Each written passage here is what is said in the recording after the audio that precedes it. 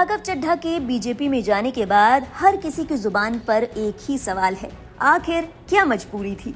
BJP को गुंडों की पार्टी बताने वाले, दावा करने वाले कि आज तक ऐसी कोई रकम ही नहीं बनी जो राघव चड्ढा को खरीद सके। आज तक वो रकम नहीं बनी और वो शख्स पैदा नहीं हुआ जो राघव चड्ढा को, आम आदमी पार्टी को या अरविंद केजरीवाल को खरीद। वो राघव जिन्होंने बिल पेश कर दल बदल के नियम को बदलने की मांग की थी, उन्हें ने आखिर पार्टी का झंडा कैसे बदल लिया?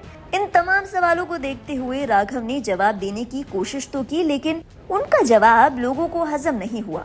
लोगों को लग रहा है कि कुछ तो गड़बड़ है दया। इसी बीच कांग्रेस नेता नवजोत सिंह सिद्धू की पत्नी नवजोत कौर ने एक दावा कर सनसनी मचा दी है। उनकी माने तो इसके पीछे सबसे बड़ी वजह ईडी की एक संभावित रेड थी। यही नहीं, राघव चड्ढा के बीजेपी में शामिल होने को लेकर नवजोत कौर ने प्रियंका चोपड़ा के इन्वॉल्व होने का दावा किया है। नवजोत सिंह कौर ने क्या कुछ कहा, आइए आपको बताते हैं। दरअसल एक पॉडकास्ट में नवजोत कौर ने ये दावा किया कि राघव चड्ढा के घर पर ईडी की रेड पड़ने वाली थी। उनका दावा है कि इसकी भनक उन्हें लग गई थी। इस दौरान उनकी नैया पार लगाने के लिए सामने आई उनकी बड़ी साली साहिबा प्रियंका चोपड़ा। प्रियंका ने राघव को सलाह दी कि वो बीजेपी में शामिल हो जाएं। उनकी इस मुसीबत से बचने का एक यही तरीका था। बहन परिणीति की वजह से प्रियंका ने राघव की मदद की। पॉडकास्ट में बात करते हुए नवजोत कौर ने कहा, मुझे पहले ही अंदाजा हो गया था जब राघव चड्ढा ने एकदम बोलना बंद कर दिया। वो पार्टी के मामलों में नहीं बोलते थे। ये भी लगने लगा था कि इन पर ईडी की रेड पड़ने वाली है। ये देखते हुए परिणीति चोपड़ा के कारण प्रियंका चोपड़ा ने मदद की, आप भाजपा में चले जाएं।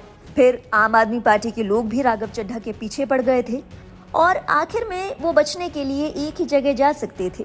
नवजोत कौर सिद्धू के इस बयान ने बवाल मचा दिया है। इस पर राजनीतिक पारा चढ़ना भी तय माना जा रहा है। वहीं अपने पुराने वीडियो और पोस्ट को लेकर राघव चड्ढा अलग परेशान है। 5 दिन में उनके 24 लाख से भी ज्यादा फॉलोअर्स कम हो गए हैं। लोग राघव चड्ढा के पुराने वीडियोस शेयर कर रहे हैं जो कि अब बड़े वायरल हैं। इनमें कई वीडियो ऐसे हैं जिसमें राघव ने बीजेपी पर जमकर हमला बोला, उनकी कार्यशैली पर सवाल उठाया। किसी वीडियो में राघव बीजेपी को गुंडों की पार्टी कहते नजर आए, तो किसी वीडियो में दावा किया कि आज तक ऐसी रकम ही नहीं बनी जो राघव चड्ढा को खरीद सके। और तो और राघव चड्ढा का एक और वीडियो सोशल मीडिया पर वायरल है जिसमें राघव दल बदल कानून का दुरुपयोग ना हो, इसके लिए उन्होंने एक प्राइवेट मेंबर बिल पेश किया था जिसमें दल बदल के एक नियम को बदलने की मांग की गई थी। आपको बता दें, फिलहाल इन नियमों के तहत अगर कोई शख्स दल बदल करना चाहता है तो कुल विधायकों या सांसदों में से 2/3 सदस्यों की ही जरूरत होती है।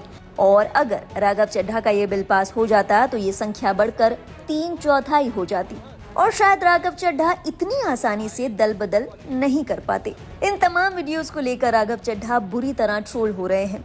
सवाल उठ रहे हैं कि आखिर राघव चड्ढा को ये कदम क्यों उठाना पड़ा।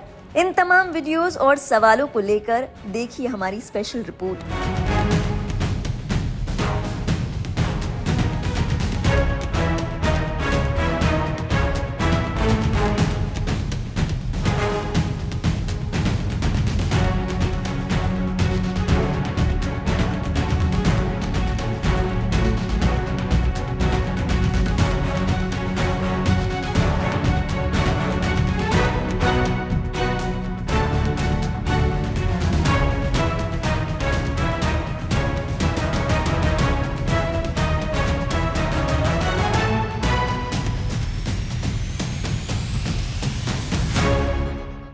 सर, देश में आया राम गया राम पॉलिटिक्स को रोकने के लिए जो एंटी डिफेक्शन लॉ बना था, आज वो डिफेक्शन को फैसिलिटेट करता है, इंजीनियर करता है। उस एंटी डिफेक्शन लॉ में पुनः संशोधन करने के लिए I move for leave to introduce a bill to further amend the constitution of India. Rajya Sabha सांसद राघव चड्ढा का ये वीडियो अब भयंकर वायरल हो रहा है। वीडियो 5 अगस्त 2022 का है जब राघव खुद दल बदल के लिए बिल लेकर आए थे। अगर ये बिल राज्यसभा में पास हो जाता तो शायद आज राघव चड्ढा इतनी आसानी से दल बदल नहीं कर पाते। राघव चड्ढा ने 2022 में एक प्राइवेट मेंबर बिल पेश किया था जिसमें दल बदल के एक नियम को बदलने की मांग की गई थी। पहले आप वो पूरा वीडियो देख लीजिए। The Constitution Amendment Bill 2022, Amendment of Articles 102, 191, etc. Sri Raghav Chadha to move for leave to introduce the Constitution Amendment Bill 2022. Sir, देश में आयाराम गयाराम पॉलिटिक्स को रोकने के लिए जो एंटी डिफेक्शन लॉ बना था, आज वो डिफेक्शन को फैसिलिटेट करता है, इंजीनियर करता है। उस एंटी डिफेक्शन लॉ में पुनः संशोधन करने के लिए I move for leave to introduce a bill to further amend the constitution of India. Thank you. The question is that leave be granted to introduce the bill. Those in favor will please say aye. Those against will please say no. I think the ayes have it, the ayes have it, the ayes have it. Sri Raghav Chaddha. Sir, I introduce the bill. Thank you.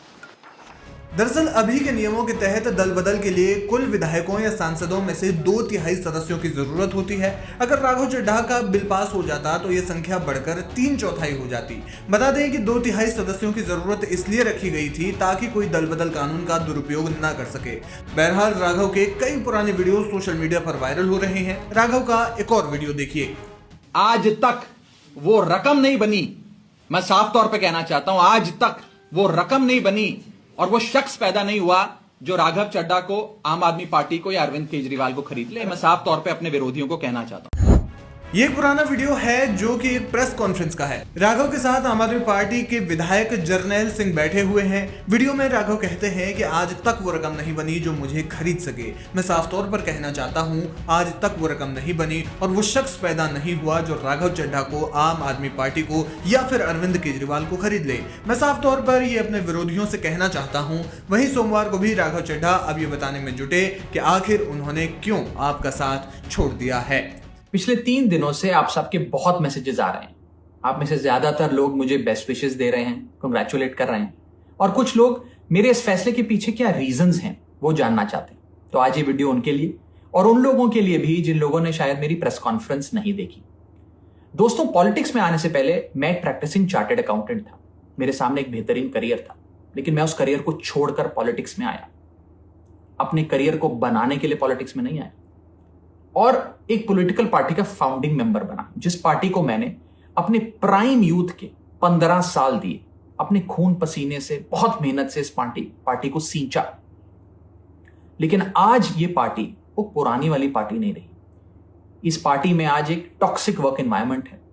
आपको काम करने से रोका जाता है, parliament में बोलने से रोका जाता है, और ये पॉलिटिकल पार्टी आज चंद करप्ट और कॉम्प्रोमाइज लोगों के हाथ में फंसकर रह गई है, जो अब देश के लिए नहीं, अपने निजी पर्सनल फायदे के लिए काम करते हैं। पिछले कुछ सालों से मैं ये फील कर रहा था that perhaps I am the right man but in the wrong party, और इसी के चलते मेरे सामने सिर्फ 3 ऑप्शंस थे। पहला ऑप्शन कि मैं पॉलिटिक्स ही छोड़ दूं, दूसरा ऑप्शन कि मैं इसी पार्टी में रहूं और चीजें ठीक करने की कोशिश करूं, जो कि हुआ नहीं, और तीसरा ऑप्शन कि मैं अपनी एनर्जी और एक्सपीरियंस लेकर पॉजिटिव पॉलिटिक्स करूं, एक और प्लेटफॉर्म के साथ, एक और पॉलिटिकल पार्टी के साथ जुड़कर सकारात्मक राजनीति करूं। इसीलिए मैंने अकेले ने नहीं, मेरे साथ 1 नहीं, 2 नहीं, 3 नहीं, 4 नहीं, 5 नहीं, 6 और सांसदों ने, यानी कि कुल 7 MPs ने यह फैसला लिया कि हम अपनी इस पॉलिटिकल पार्टी से रिश्ता तोड़ते हैं। एक आदमी गलत हो सकता है, 2 आदमी गलत हो सकते हैं, लेकिन 7 लोग गलत नहीं हो सकते। और वो अनगिनत लोग जो एजुकेटेड एरुडाइट लोग थे, जो इस पॉलिटिकल पार्टी के सपने के साथ जुड़े थे, वो तमाम लोग जो इस पार्टी को छोड़ के चले गए, क्या वो सारे गलत हो सकते हैं?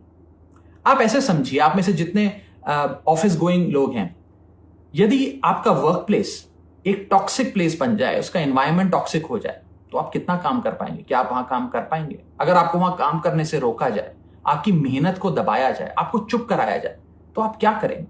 उस स्थिति में सही फैसला यही है कि आप उस वर्क प्लेस को छोड़ दें। और शायद हमने भी वही किया। अब में से बहुत सारे लोगों ने यह भी मुझसे पूछा कि क्या अब मैं वैसे ही आपके मुद्दे, ordinary problems of ordinary citizens उठाता रहूंगा या बंद कर दूंगा? मैं उन्हें विश्वास दिलाना चाहता हूं कि मैं आपकी प्रॉब्लम्स को लगातार और एनर्जी के साथ और जोश के साथ उठाऊंगा। और अच्छी बात यह है कि अब हम उन प्रॉब्लम्स की सॉल्यूशंस को भी ढूंढ पाएंगे और उसे इंप्लीमेंट करा पाएंगे।